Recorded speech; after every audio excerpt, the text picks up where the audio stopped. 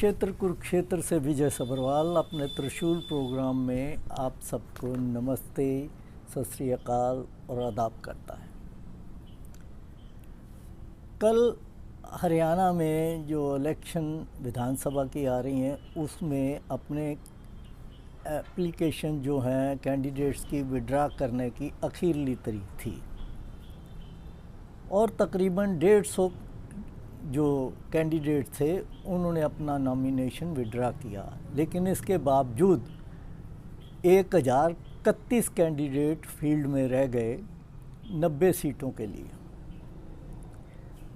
कांग्रेस और बीजेपी ने 2 दिन लगा के काफ़ी अपने नेताओं को विड्रा भी करवाया जिन्होंने ऑफिशियल कैंडिडेट के ख़िलाफ़ इंडिपेंडेंट भर रखा था या किसी और छोटी मोटी पार्टी से भरा हुआ था, तो काफ़ी लीडर्स को उन्होंने मना भी लिया। लेकिन इसके बावजूद 35 सीटें इस समय बताई जा रही हैं ऐसी हैं जहां कांग्रेस और बीजेपी के जो रेबल हैं यानी कि अपने ही कैंडिडेट्स के ख़िलाफ़ अभी भी खड़े हुए हैं। तो ये तो बात रही एक। जो दूसरी इम्पॉर्टेंट बात मैं आप लोगों को आज ये कहना चाह रहा हूँ कि भाई अब इलेक्शन तेज़ हो जाएगी, लेकिन एक चीज़ आप ध्यान में रखिए कि इस इलेक्शन में ज़्यादा उत्साह करके एक पार्टी या दूसरी पार्टी में जाके तो कोई अपने ही लोगों के साथ कोई दुश्मनी लेने की ज़रूरत नहीं। इससे बचो, क्योंकि देखा हमेशा ये जाता है कि आम आदमी जो है गांव में या शहर में वो इधर से उधर जब होता है तो उसके अपने ही दोस्त जो हैं वो दुश्मनियां पाल लेते हैं, जबकि नेता किसी के नहीं होते। जो जीत गया वो तो खुदा है और दूसरा बेचारा देखता रह जाएगा। वो भी थोड़े समय के साथ जो जीता होता है उसी के साथ अपना कारोबार स्टार्ट कर देता है। और इस इलेक्शन में भी इस तरह की कई गेम्स हो रही हैं जो मैं आपको बताना चाहता हूँ। सबसे बड़ी गेम तो सरसा में हुई है।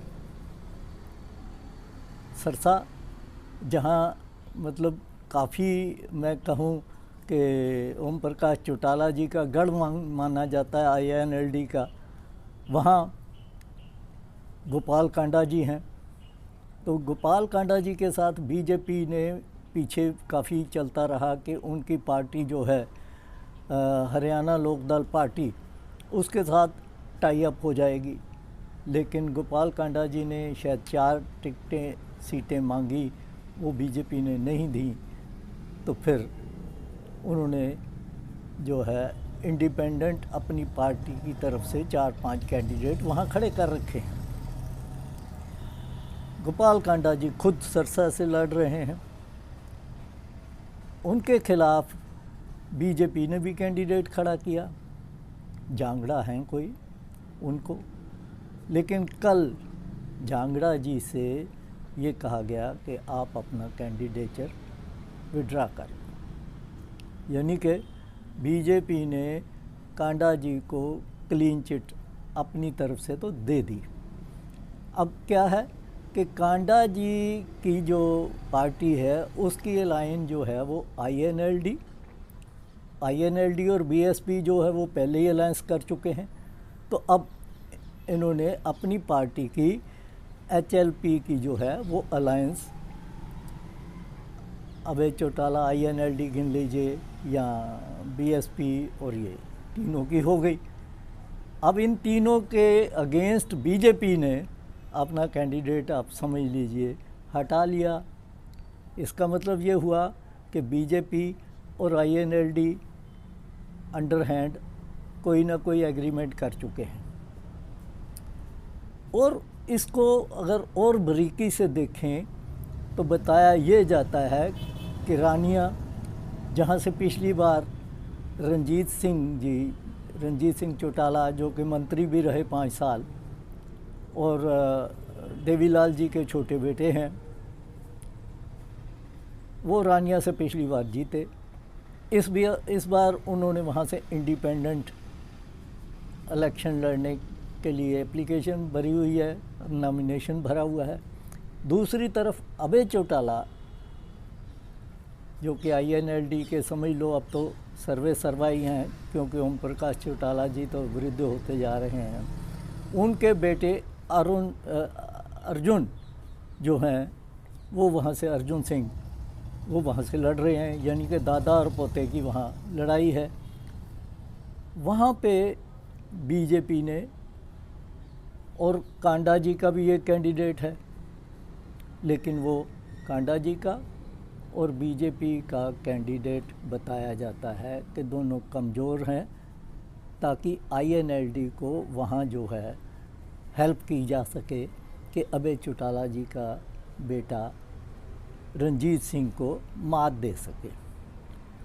उस चीज़ का फ़ायदा जो है बीजेपी हमारे कुरुक्षेत्र में जो लाडवा सीट है वहाँ लेने के लिए जो है ये सारा किया जा रहा है कि लाडवा में नायब सिंह सैनी जो इस समय मुख्यमंत्री हैं वो इलेक्शन लड़ रहे हैं। पिछली बार उन्होंने करनाल से लड़ी थी, अब उन्होंने शिफ्ट कर लिया है लाडवा में। इसलिए कर दिया है कि वहाँ तकरीबन 40,000 सैनी कम्युनिटी के लोग हैं।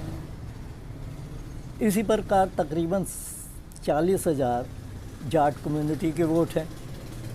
पिछली बार कांग्रेस के मेवा सिंह जी जो जाट हैं वो वहाँ से इलेक्शन जीते थे। इस बार भी कांग्रेस का कैंडिडेट माया सिंह जी हैं। अब वो जाटों के वोट काटने के लिए INLD ने वहाँ शेर सिंह बरशामी, जो कि जाटों में काफ़ी अपना रसूख रखते हैं, उनको खड़ा कर दिया। आइडिया ये कि बीजेपी के कैंडिडेट को सपोर्ट करने के लिए, ताकि जाटों के वोट जो हैं वो डिवाइड हो जाएं। और ये आपने देख ही लिया होगा कि जब पार्लियामेंट की इलेक्शन हुई थी तो अभय चौटाला जी खुद यहाँ कंटेस्ट करने के लिए आए थे कुरुक्षेत्र में, और उन्होंने तकरीबन 70,000 वोट लिए थे, या बेसिकली जाट कम्युनिटी के ही थे। और तब भी ये कहा जाता था कि अगर अभय चौटाला जी ना होते तो बीजेपी के कैंडिडेट जो हैं जिंदल साहब, नवीन जिंदल, जो कि सिर्फ 27,000 वोटों से जीते, वो जीत ना पाते। वो जो 70,000 वोट वो लेके एक तरफ हो लिए, उसकी वजह से बीजेपी के कैंडिडेट नवीन जिंदल जी जीत पाए।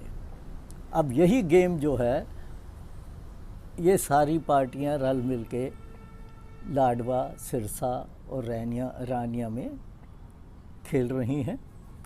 इसी प्रकार और भी कॉन्स्टिट्यूएंसीज़ हैं जो मैं बाद में भी आपको कल फिर बताऊंगा, और जगह पे भी किस प्रकार ये पार्टियां एक दूसरे के साथ अंदर से वो जलेबी की तरह इकट्ठे हो जाते हैं। तो मकसद मेरा कहने का यही है कि भाई आप लोग वोट डालिए, अपना सारा जो है वो देख के समझ के कि कौन सा बंदा, कौन सा लीडर आपके इलाके में अच्छा काम कर सकता है, सारी चीज़ें सोच विचार करके, ना कि एक दूसरे के साथ दुश्मनी पालने के लिए। आज इतना ही, हम फिर मिलेंगे। मेरा प्रोग्राम अच्छा लगे तो इसमें कमेंट भी करिए और इसको शेयर ज़रूर करिए। आप सबका धन्यवाद।